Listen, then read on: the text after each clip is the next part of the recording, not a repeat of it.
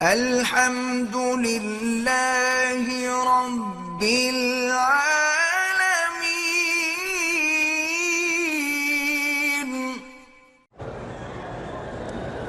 ایک آدمی کی ایکسیڈنٹ میں موت ہو گئی، شہید ہو گیا، لیکن اس کے ذمے نمازیں ہیں تو وہ صدقہ فطر کے مطابق جتنی نمازیں ادا کر دیں۔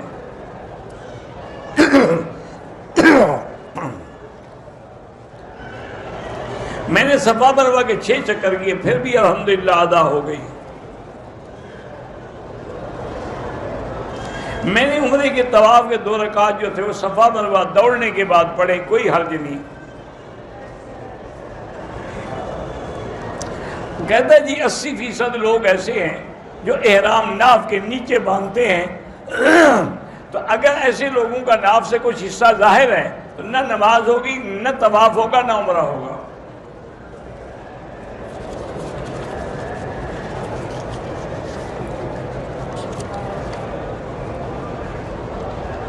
صفا مروہ کے بعد کوئی 2 نفل نہیں ہوتے۔ میں نے عمرے کا عصر کی نماز کے بعد کیا، نفل طواف واجب بھی ادا کر دی، کوئی بات نہیں، اللہ قبول کرے۔ اگر 2-3 طواف اکٹھے کر کے بعد میں پڑھے وہ بھی جائز ہے۔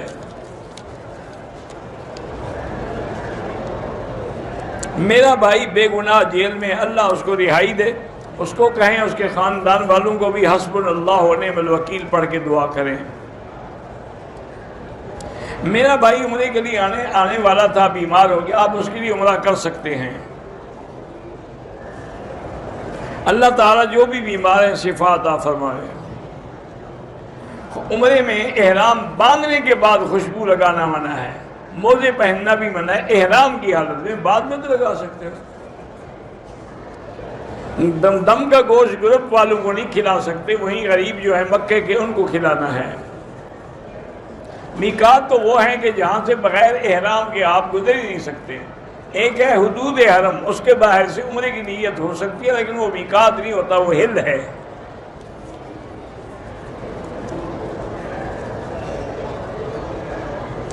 میری بیٹی کا نکاح میرے دودھ بھائی کے بیٹے کے ساتھ ہو سکتا ہے، اس نے تو دودھ نہیں پیا نا۔ میں اپنی بیوی کو خوش کرنے کے لیے گانا گا سکتا ہوں، ہاں بالکل، ڈانس بھی کیا کریں اور گانا بھی سنایا کریں،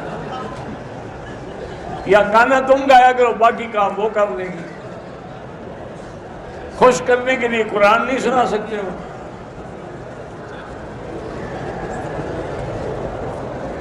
عمرے کے ارکان پورے کیے، بال کٹانا بھول گیا، ہوٹل گیا، کپڑے پہنے، یاد آیا، سر مڈوایا تو کوئی ٹھیک ہو گیا۔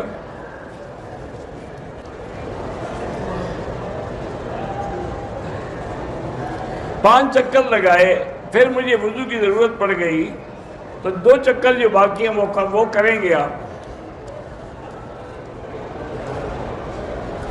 میں اگر عمرہ ایک مثلا آج کیا، کل بھی کر سکتا ہوں، کر سکتے ہیں، نفلی عبادت ہے، لیکن ہر دفعہ سر پہ اس طرح پھروانا ہوگا۔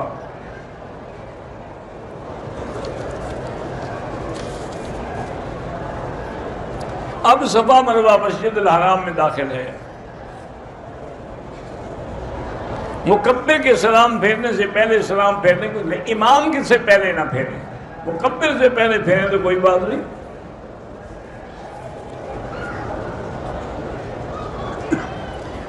مسجد عائشہ سے نیت کی، حرم میں طواف کیا، 2 رکعت پڑھی، مجھے حمام گیا، پیشاب زور سے آئی، احرام میں بھی پیشاب لگ گئی، تو آپ جا کے احرام بدل کے بعد میں باقی کام کر لیں بس۔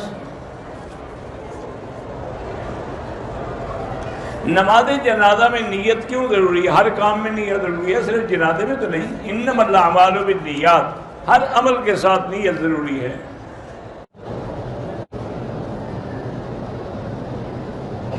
اگر میاں بیوی نے مجامعت کرنے کے بعد سو گئے، صبح اٹھ کے غسل کیا، کوئی حرج نہیں، لیکن افضل یہی ہوتا ہے کہ غسل کر لیں۔ اگر اس وقت ہمت نہ ہو کم سے کم وضو کر لیں، کیوں پتہ ہے موت آ جائے اسی حالت میں۔